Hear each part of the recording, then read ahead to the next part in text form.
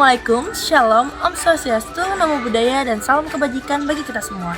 Perkenalkan, nama saya Jatasari Kapurba dari SMA Negeri 1 Jatisari, kelas 11-2. Pada video kali ini, saya akan menjelaskan tentang pemrograman dan tutorial C++. Apa yang dimaksud dengan C++? Pemrograman C++ adalah suatu bahasa pemrograman yang bersifat berorientasi objek yang dikembangkan oleh Bjarne Stroustrup pada tahun 1985. C++ merupakan pengembangan dari bahasa C dan memperkenalkan konsep objek yang memungkinkan programmer untuk membuat program yang lebih terstruktur dan modular. Nah, itu tadi pengertian tentang C++. Nah, di dalam C++ ada yang dinamakan dengan flowchart. Apa sih yang dimaksud dengan flowchart?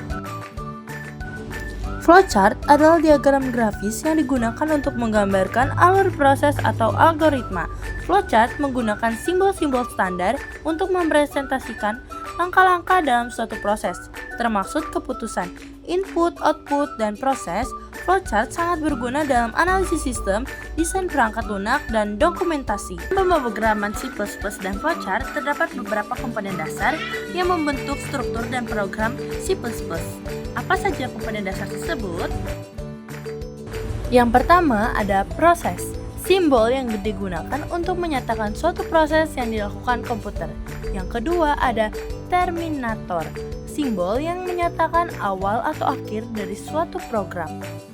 Yang ketiga yaitu decision, simbol pilihan yang dapat menghasilkan dua kemungkinan jawaban antara ya atau tidak.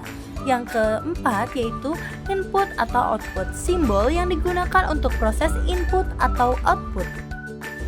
Yang kelima yaitu predefined process, simbol untuk melakukan suatu bagian atau prosedur. Yang keenam yaitu dokumen, simbol untuk menyatakan bahwa input berasal dari dokumen dalam bentuk fisik atau output yang perlu dicetak. Setelah mengetahui apa yang dimaksud dengan bahasa C++, flowchart, dan komponen-komponen yang ada di flowchart. Setelah mengetahui itu, mari kita melakukan prakteknya.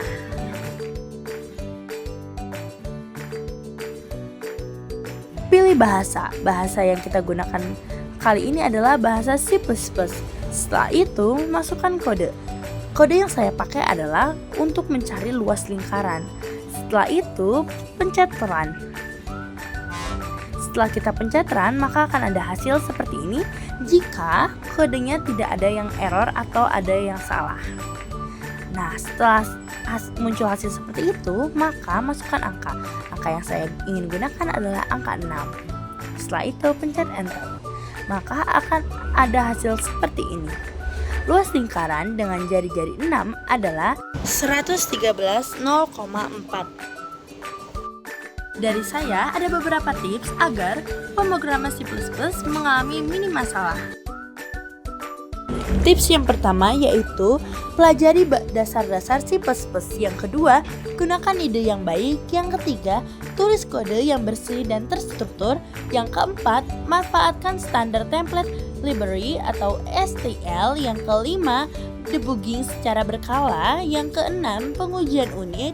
Yang ketujuh, hindari penggunaan pointer yang tidak perlu. Yang kedelapan, baca dan ikuti dokumentasi. Yang kesembilan, jangan takut untuk bertanya. Yang kesepuluh, praktik secara teratur. Pemrograman C++ kita mengalami masalah, ada beberapa tips agar kita bisa mengadaptasi masalah tersebut. Tips yang pertama yaitu baca pesan secara berkala, teliti pesan kesalahan yang muncul. Yang kedua, debugging, gunakan debugger untuk melacak eksekusi kode. Yang ketiga, periksa logika, tinjau kembali alur logika dan algoritma Anda. Yang keempat, gunakan print statement, tambahkan count untuk mencetak nilai variabel. Yang kelima, cek dokumentasi, cari referensi atau tutorial tentang fungsi yang digunakan. Yang keenam, cari solusi online, manfaatkan forum seperti Stack Overflow. Yang ketujuh, diskusi dengan orang lain, tanyakan pendapat teman atau rekan. Yang kedelapan, istirahat, ambil jeda untuk mendapatkan perspektif baru.